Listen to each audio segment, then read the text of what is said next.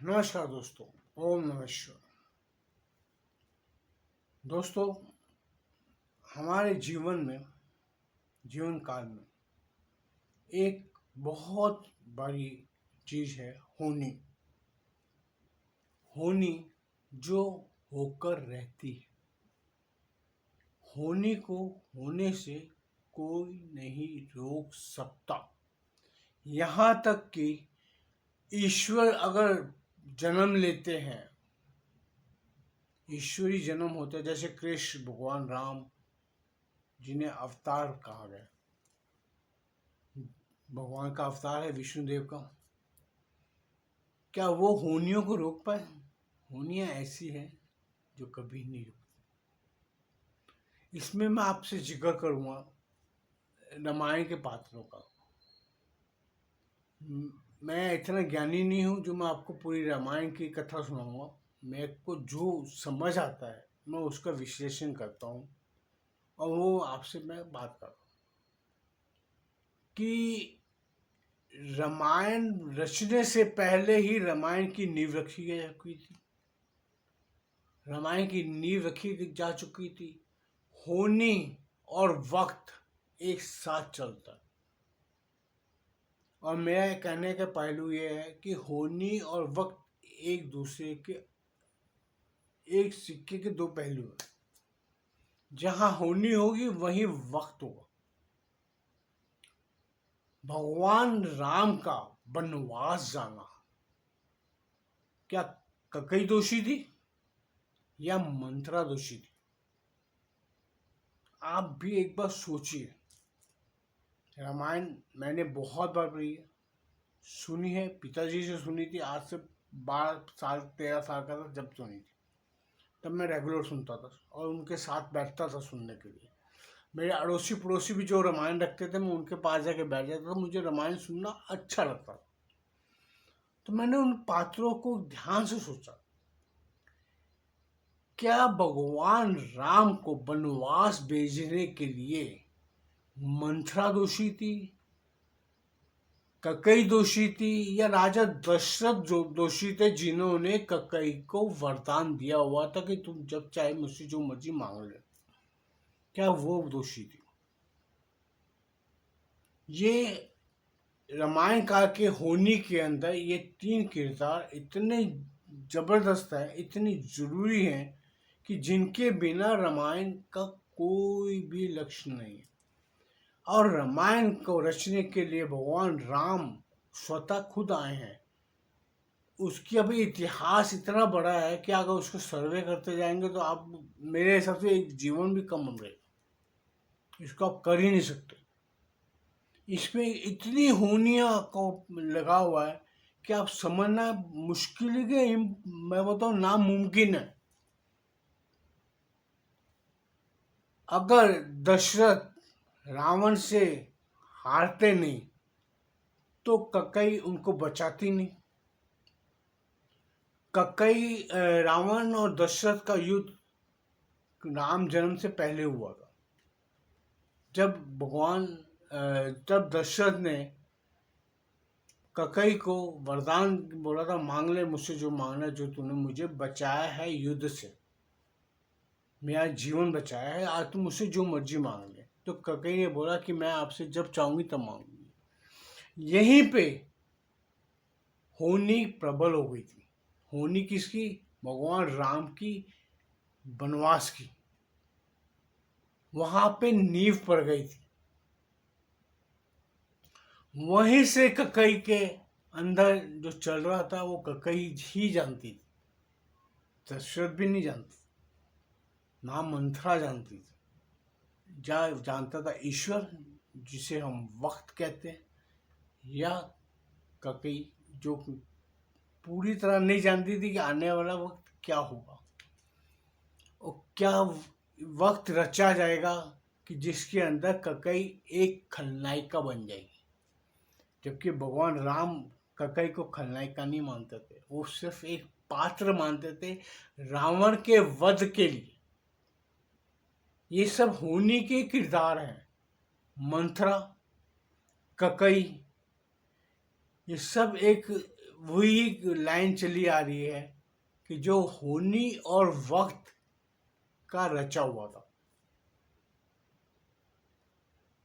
इसके अंदर एक किरदार दशरथ का मैं क्यों गिनता हूं? दशरथ जी की मृत्यु इसी वियोग के कारण होनी थी। आज हम कभी कभी देखते हैं कि मृत्यु होती है तो जमीन चल के नहीं आती, इंसान खुद उस जमीन पे चल के जाता है। ऐसा वक्त का नजरिया है कि वो कभी चल के नहीं आया, इंसान चल के उस जगह पे जाता है। ये होती है होनी और वक्त का तालमेल। दोनों मैं अभी पता है एक ही पहलू है, दोनों एक साथ चलते। आज भी हम लोग जीवन जी रहे हैं, कुछ कार्य ऐसे होते हैं जिसे हमें लगता है यार ये क्या हो रहा मेरे साथ। नहीं, हम भी होनी के किरदार बैठे हुए हैं। कोई आपका अपमान करके जाएगा, कल कुछ बोल के जाएगा, होनी का किरदार जो आपको प्राप्त होना है।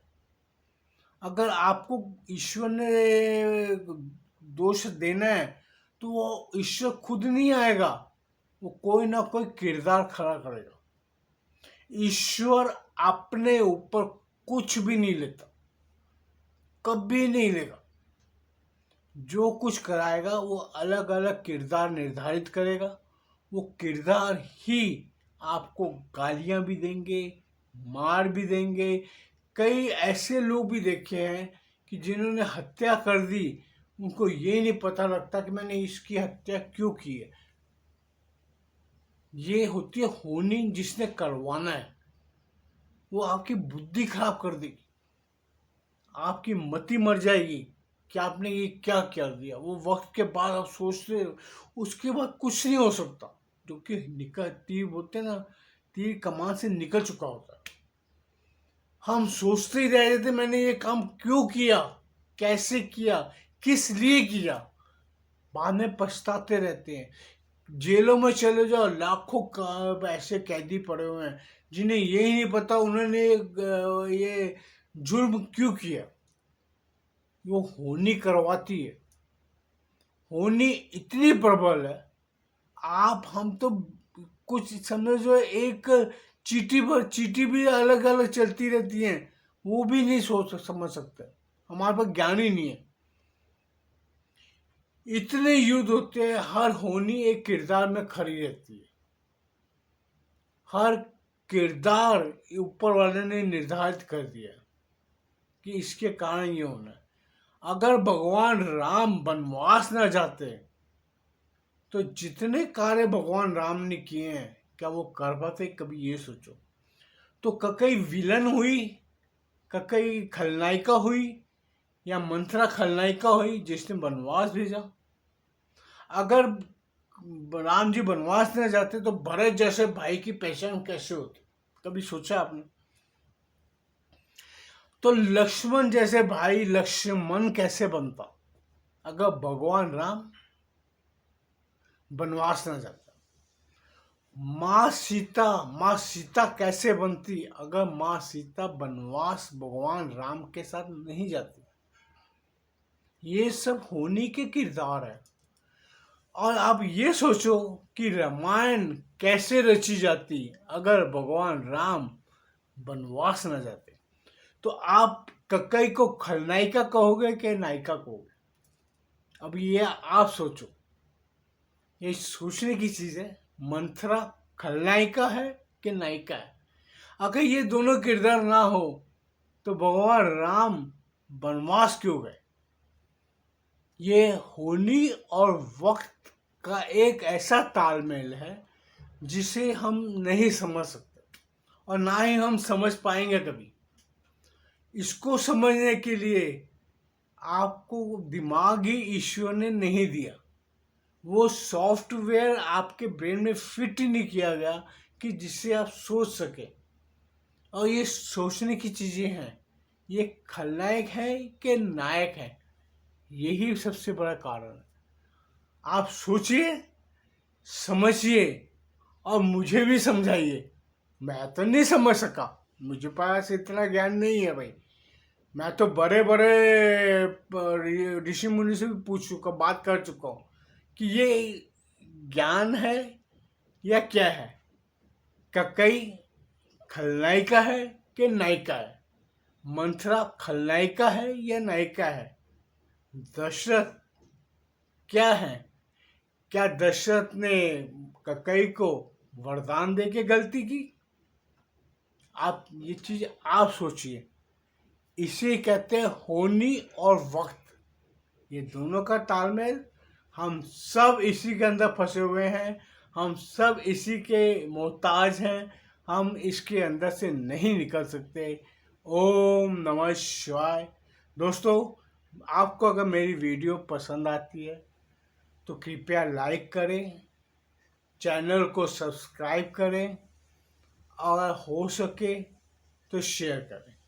अगर मुझसे, मेरे ज्ञान से या मेरी सोच से आपको कोई तकलीफ या कष्ट होता तो कृपया मुझे क्षमा करें, क्योंकि मेरा मकसद कोई आपको लोगों को किसी को दुख पहुंचाने का नहीं है। मैं तो बस अपना ज्ञान है जो आप लोग को थोड़ा बहुत बांट कर रहा हूँ। अगर हो सके तो दोस्तों मुझे क्षमा करें। ओम नमः शिवाय।